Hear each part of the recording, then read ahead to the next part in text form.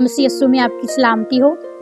کیا آپ جانتے ہیں بائبل مقدس ایک سچی محبت کے بارے میں بیان کرتی ہے۔ جب ہم بائبل مقدس کو پیدائش سے لے کر مکاشفہ تک پڑھتے ہیں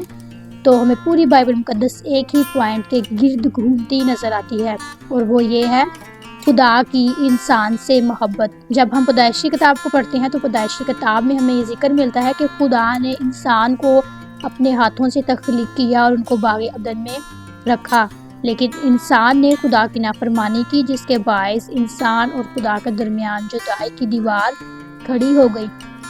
اور اس جدائی کی دیوار کو ہٹانے کے لیے خدا نے اپنے نبیوں اور پیغمبروں کے ذریعہ سے اپنا پیغام انسان تک پہنچایا، لیکن انسان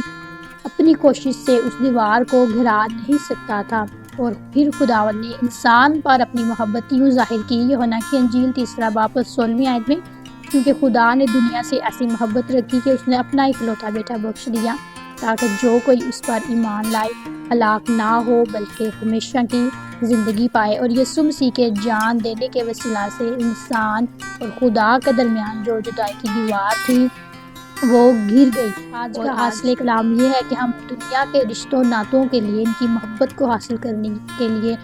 ڈھیروں کاوشیں کرتے ہیں، لیکن خدا نے ہم سے ایسی محبت کی جس کی مثال اس پوری دنیا میں نہیں ملتی، اور خدا ہر وقت کھلی باہوں سے ہمارا انتظار کرتا ہے تاکہ ہم اس کے پاس آئیں اور وہ اپنی نعمتوں سے ہمیں آسودہ کریں۔ خدا آپ کو برکت دے۔